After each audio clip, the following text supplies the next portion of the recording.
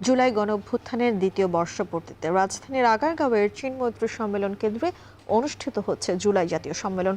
সেখানে যোগ দিয়েছেন প্রধানমন্ত্রী তারেক রহমান। আমরা সরাসরি যুক্ত হচ্ছি সেখানে। রোজ, একটু জানাবেন, জুলাই জাতীয় সম্মেলনে যোগ দিয়ে জুলাই শহীদ পরিবার যারা রয়েছেন এবং আহত যারা রয়েছেন, যারা এই অনুষ্ঠানে উপস্থিত হয়েছেন, তারা কি বলছেন?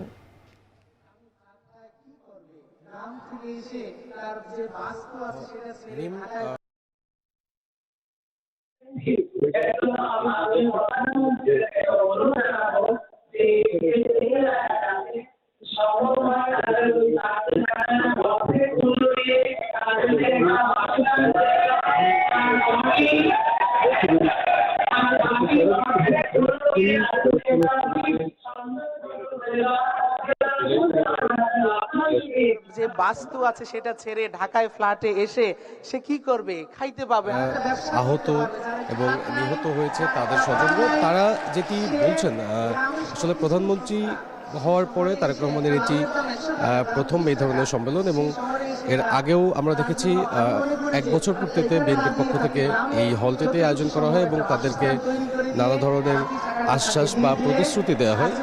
সেই জায়গা থেকে এবার সরকার গঠনের পর সেটি একটি ভিন্ন রকম বিষয় এবং আমরা দেখেছি নিহত এবং আহত পরিবারের সদস্যরা বা স্বজনরা তারা বারবার যে বিষয়টি বলছেন প্রধানমন্ত্রীকে, যে এই নারকীয় এই গণহত্যার দৃষ্টান্তমূলক শাস্তির, এবং সেই বিষয়ে গণঅভ্যুত্থানের বিরোধী যারা ছিল, অর্থাৎ যারা এই গণঅভ্যুত্থানকে দমন করতে চেয়েছে, রাষ্ট্র সংস্কারের যে গণ আন্দোলনের রূপ নেয় কোটা সংস্কারের আন্দোলন থেকে, সেই যারা দমন করতে চেয়েছে, যারা সেই জায়গায় বর্বরতা দেখিয়েছে, তাদেরকে দেশে ফিরিয়ে এনে দৃষ্টান্তমূলক শাস্তির, বিশেষ করে তৎকালীন আওয়ামী লীগ সভানেত্রী শেখ হাসিনা, যে স্বৈরশাসক, তিনি আন্দোলন দমনের জন্য যে বিষয়গুলো করেছিল সেই বিষয়গুলো কিন্তু অত্যন্ত ক্ষোভের সাথে এখানে বলা হচ্ছে। আমরা একটু আস্তে কথা বলছি কারণ একটি পরিবেশ বজায় রাখার বিষয়টি রয়েছে সে কারণে,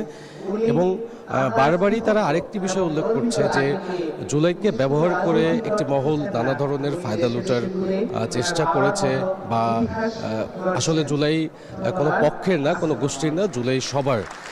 জুলাইকে ধারণ করে নতুন বাংলাদেশ বিনির্মাণের প্রত্যয় তারা ব্যক্ত করছেন। এর পাশাপাশি তাদের দৃষ্টান্তমূলক শাস্তির যে বিষয়টি সেটি রয়েছে। আমরা দেখেছি যে বর্তমান সরকার কিন্তু জুলাই গণঅভ্যুত্থানে হতাহত পরিবারের জন্য বা হতাহতদের জন্য একটি বাজেট রেখেছে। সেই বাজেটে যারা কার্যক্ষম, অর্থাৎ যারা কার্যকারিতা হারিয়েছে, অর্থাৎ গুরুতর আহত রয়েছে, তাদের আবাসনের জন্য এবং নিহত রয়েছে তাদের আবাসনের জন্য প্রায় 300 কোটি টাকা একটি নতুন প্রকল্পের বরাদ্দ দেওয়া হয়েছে। পাশাপাশি 10 থেকে 20,000 টাকা মাসিক ভাতা প্রদানের বিষয় রয়েছে এবং একটি বড় অঙ্কের কর মওকুফেরও বিষয় রয়েছে। তো সর্বোপরি আসলে সরকারের কিন্তু উদ্যোগ রয়েছে এবং সেই উদ্যোগগুলো প্রধানমন্ত্রীর কাছ থেকে তারা আজকে হয়তো আনুষ্ঠানিকভাবে শুনবেন এবং তাদের যে ক্ষোভ রয়েছে বা তাদের যে প্রত্যাশা রয়েছে বা নতুন বাংলাদেশ বিনির্মাণের জন্য যে প্রত্যাশা রয়েছে সেই বিষয়গুলো তারা প্রধানমন্ত্রীর কাছ থেকে আশা করছেন এবং তারা তাদের নিজেদের যে দাবি দাওয়াগুলো সেই বিষয়টি